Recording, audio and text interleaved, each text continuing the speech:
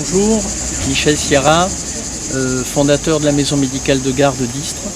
Nous avons transplanté cette maison médicale créée en 2002, la première en Provence, ici même, au sein de la maison régionale de santé, qui a reçu le financement de la région, puisque l'État se défausse, il n'y a plus personne au niveau étatique qui veut financer cette maison médicale, pourtant créée de nos propres mains.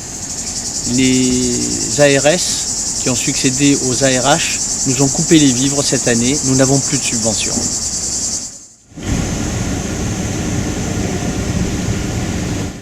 La maison médicale, fondée il y a 14 ans, va devoir fermer ses portes, tout simplement parce que l'ARS ne nous donne plus aucune subvention. Les initiatives libérales sont très mal vues par l'ARS. Elles préfèrent saupoudrer les urgences des hôpitaux, les surcharger. De toute façon, ça ne leur fait rien, puisque ce n'est pas eux qui attendront, ce sont les patients. Chez nous, les patients attendent très peu. Et cette maison médicale ne fonctionne qu'avec des médecins libéraux. Ici, les actes coûtent en week-end et jours fériés 42 €. À l'hôpital, le moindre patient qui se présente rapporte 250 € à l'hôpital. Bonjour. Bonjour docteur. Nous avons des patients qui attendent quelques instants pour voir le médecin libéral de la ville qui va les traiter. Et ils sont accueillis par un secrétariat qui prend toutes les dispositions pour que le fonctionnement se fasse le plus facilement possible pour nos patients. Et ensuite, ils sont examinés par le médecin, ils règlent leur acte, ou en tiers payant quand ils ont droit au tiers payant. Et l'activité médicale libérale se poursuit, y compris les week-ends. Nous n'avons jamais abandonné nos patients. Mais je crains bien qu'avec l'arrêt des subventions qui est en train de se faire, les médecins libéraux abandonneront la PDS, la permanence des soins. Jean-Pierre, la question que je te pose, c'est quels sont les objectifs que nous pouvons mettre en avant pour que nos confrères et nos consoeurs pensent à la FMF par rapport à la politique menée par les précédents syndicats? Écoute, tu connais ma position, on en a déjà souvent discuté. Si on reprend l'historique, la situation dans laquelle on est actuellement, elle est claire, elle est liée à la signature qu'ont pu faire seul la CSMF, le SML et MG France pour signer cette convention unique. Unique, parce que signer une convention où on bloque les honoraires conventionnellement pendant 5 ans, c'est impensable. Ils ont pu le faire parce qu'ils étaient majoritaires. Et ils étaient majoritaires pourquoi?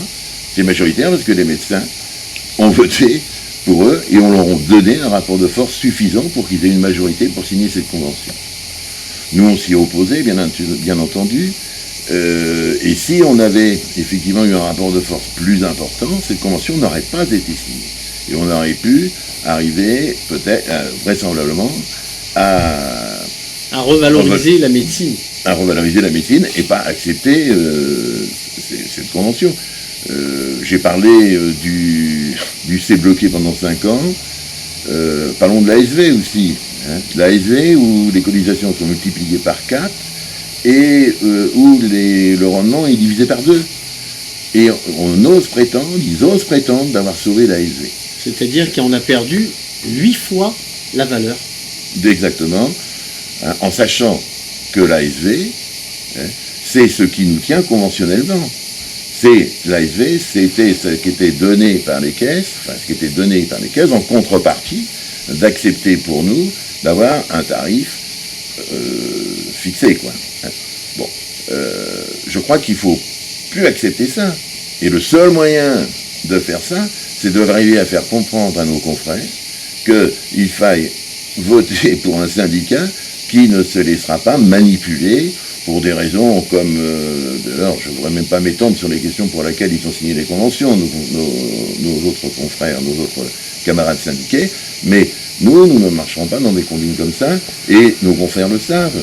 Ils savent qu'on les défend au niveau de la cellule juridique, ils savent qu'on est de tous les combats, ils savent qu'on s'est associé avec l'UFML en long, en large pour les manifestations. Enfin, très clairement, on est un syndicat de combat. Bon.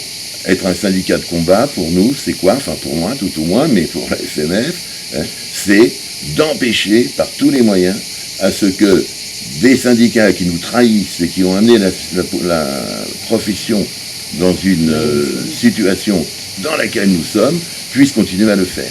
Pour ça, il n'y a qu'un seul moyen, c'est de voter pour nos listes. Voilà, Michel, ma position. Ce que tu me dis, Jean-Pierre, je suis fortement convaincu que nos confrères et nos consoeurs ne sont pas sourds. Ils ont compris qu'il n'y a qu'un moyen d'être pugnace et d'avoir de la répartie vis-à-vis de nos tutelles. C'est bien la FMF qui l'a prouvé par ses actions coup de poing chaque fois que ça a été nécessaire. Nous sommes descendus dans la rue à plusieurs reprises. Sachez, chers confrères, chers consoeurs, que vous serez très bien défendus par des gens comme nous. Vous savez que la seule façon, c'est de mettre un bulletin dans l'urne. N'oubliez pas la FMF le 12 octobre.